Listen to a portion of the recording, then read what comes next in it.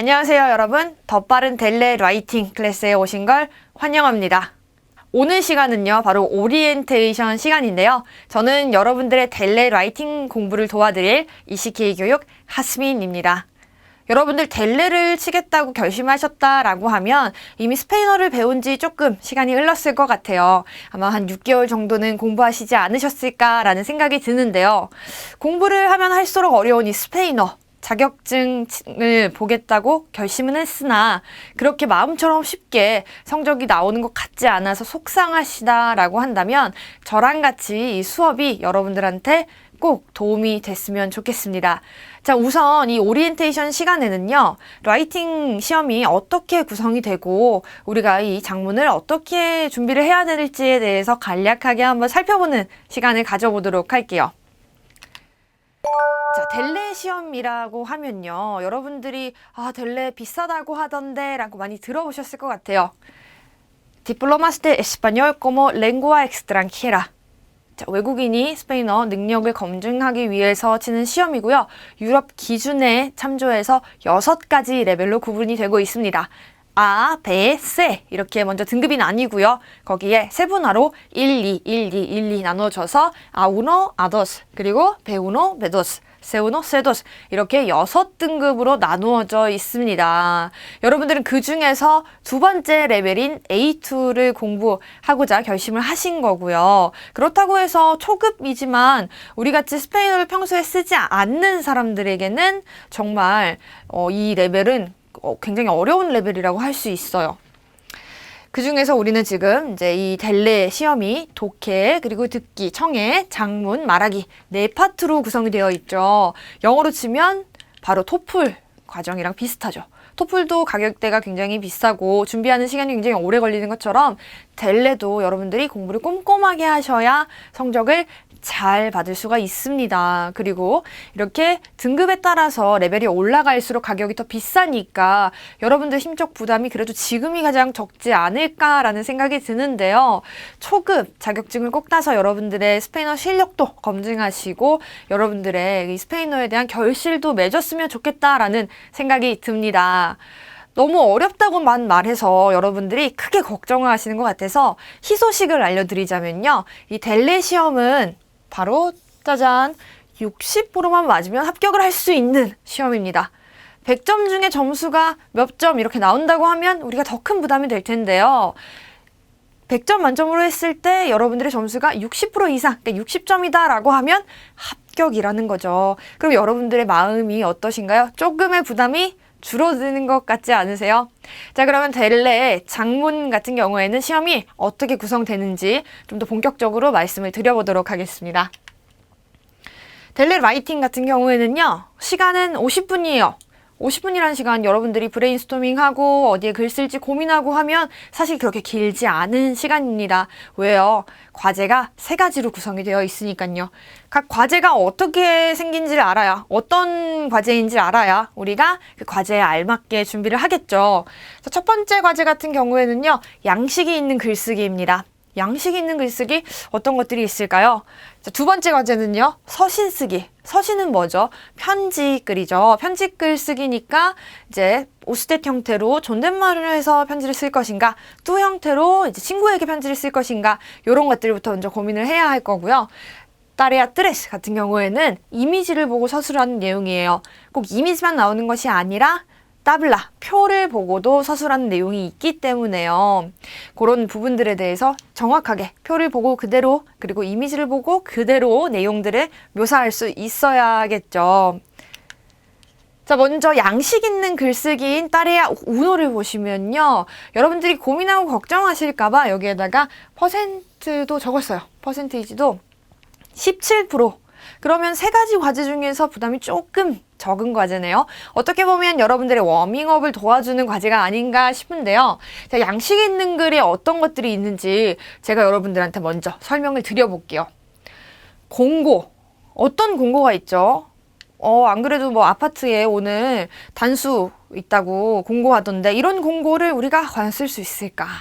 자, 가장 쉽게 생각하시면요. 집을 내놨는데 팔고 싶어요. 또는 제가 룸메이트를 구합니다. 또는 언어 교환을 할 친구를 구하는데요. 이런 내용들 있죠. 여러분들이 충분히 알고 있는 동사를 가지고 활용해서 문장을 쓸 수 있는 거죠.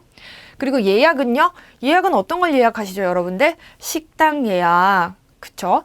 그리고 설문지나 후기는요. 예를 들어서 여러분들이 인터넷으로 물건을 사셨다라고 하면 남자분들은 전자제품, 여자분들은 보통 저처럼 옷 쇼핑을 많이 하겠죠. 거기에 대한 리뷰, 후기 써주면 이렇게 점수도 주고 하니까 그런 후기, 그리고 또 정보를 요청할 때, 여행 갈 때 뭐 어떤 투어 하고 싶다 정보 요청하죠. 그리고 뭐 버스, 시간표가 어떻게 되는지 그런 정보 요청할 수 있는 글들, 그것들이 다 양식이 있는 글쓰기에 포함된다라고 생각하시면 되세요.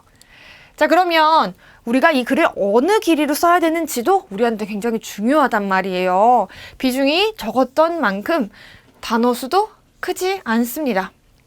30자, 40자.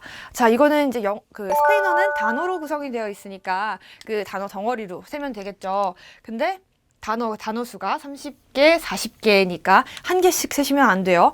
자, 그러면 이게 어느 정도의 문장이냐면 4개 또는 5개의 문장이라는 거죠. 저 지금 이제 여러분들한테 델레가 어떤 시험인지, 장문 시험이 뭘로 구성이 되어 있는지 얘기하면서 굉장히 많은 문장을 얘기했을 거예요. 사실 4문장, 5문장 같은 경우에는 여러분들이 자기소개하는 내용만 쓴다고 해도 키 하고 사는 곳, 이름, 그리고 무슨 일 하는지, 나이 이렇게만 얘기해도 뭐예요? 5문장이 된다라는 거죠.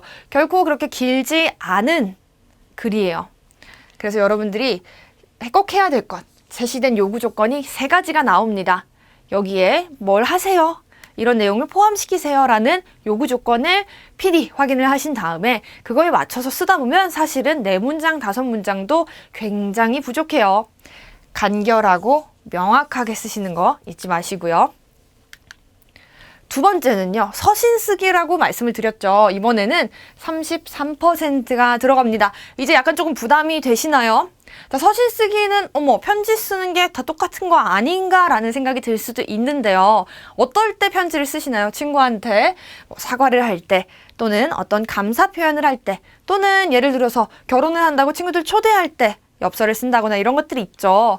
그래서 편지, 엽서, 메모 아니면 또는 메일이나 또 초대장을 쓸 때 쓰는 것들, 아마 이 부분은 이제 여러분들이 이제 첫 번째 과제보다는 그 비중이 좀 더 차지하기는 하지만 여러분들이 이야기를 잘 풀어 쓸 수 있는 부분이 아닌가라는 생각이 들어요. 자, 단어 수는 70개 또는 80개 쓰셔야 되고요. 그리고 문장은 8문장에서 10문장입니다. 근데 여러분들 크게 걱정하지 않으셔도 될 부분은요. 편지글에는 어떻게요? 형식이 있죠. 형식. 정해진 형식이 있어요. 예를 들어서 누구에게 잘 지냈니? 너의 이야기를 듣지 못한 지 오래됐구나. 나는 이사 왔는데 이 동네는 너무 이렇다. 그리고 마지막에는요. 꼭 빨리 너를 보았으면 좋겠어. 이런 틀을 쓰다 보면요. 여러분들 이 8문장, 10문장은 아주 금방입니다. 여기도 마찬가지로 요구 조건, 우리가 써야 되는 필수 조건이 있으니까 꼼꼼하게 꼭 챙겨보시는데 하나, 둘, 3가지 조건이 동일하게 들어가요. 그럼 그 부분에 대해서 각 2문장씩만 부연 설명을 써도 어떻게 해요? 8문장에서 10문장은 금방 채울 수 있다라는 거죠. 대신에 여러분들이 주의하셔야 될 점은요. 너, 뚜형으로 쓰다가 당신, usted 형으로 쓰다가 뭐 이렇게 섞어서 쓰면 좀 이상하겠죠. 처음부터 누구시에게 정중하게 시작을 했다라고 하면 마지막에도 그렇게 정중하게 끝내야 되는 거고요. 뚜가 뭐 무례하다라는 뜻은 아니지만 친구한테 이제 뭐 잘 지냈니? 나는 이렇게 하는데 빨리 봤으면 좋겠다라고 하다가 잘 지내십시오. 이렇게 쓰면 어떻겠어요? 앞뒤가 맞지 않으니까 내가 이걸 통일성을 가지고 썼는지도 꼭 체크하시고 꼭 연습해 보셔야 됩니다. 뚜형으로도 연습하셔야 되고요. 우스텐형으로도 연습을 하셔야 되고요. 자, 그럼 이제 마지막으로 우리가 봐야 될 건 뭐죠? 따레아 뜨레스네요. 이미지를 보고 서술하기. 자, 요 앞에까지는 우리가 주체적으로 글을 쓸 수가 있었어요. 왜 미안한지, 왜 감사한지 조건 3가지만 맞추면 글을 쓸 수 있었는데 이번에는 이미지나 표를 보고요. 우리가 글을 써야 되는데 그 이미지와 표 내용하고 정확하게 일치해야 하며 그리고 요구 조건도 그 요구 조건에 대한 내용도 성립해야 되니까 이것은 굉장히 객관적으로 써야 되는 그림에 분명한 것 같네요. 그리고 우리가 부담스럽게 50%나 차지하는 과제이기 때문에 여러분들은 어떤 사진을 보고 일련의 사진들의 과정을 보면서 계속 쓰는 연습을 하셔야 좋은 점수를 받을 수 있습니다. 따레아 도스하고 마찬가지로 글자 수는, 단어 수는 70자에서 80자가 되고요. 문장 같은 경우에는 8문장에서 10문장으로 동일합니다. 그리고 요군 조건 나오고요. 이미지하고도 일치해야 된다는 거 잊지 마시면서 항상 무언가를 상세하게 서술하는 연습을 해보시는 게 중요합니다. 외국어 공부는요. 이렇게 각계전투라는 말을 많이 하는데요. 눈으로 보시면 눈으로만 기억할 수 있고요. 귀가 듣는 건 귀만 기억합니다. 여러분들이 손으로 써보시고 또 틀린 부분은 아마 여러분들의 손이 기억할 거예요. 그래서 앞에 따레아 우노 도 스트레스에 대해서 말씀드렸던 것처럼 나는 이런 내용 알아. 머릿속으로만 생각하지 마시고 나중에 됐을 때 써봐야지 라고 생각하지 마시고요. 한 번이라도 써본 문장은 여러분들의 손이 마치 자동 손 로봇처럼 기억해서 그 문장을 정확하게 쓸 수 있을 거니까요.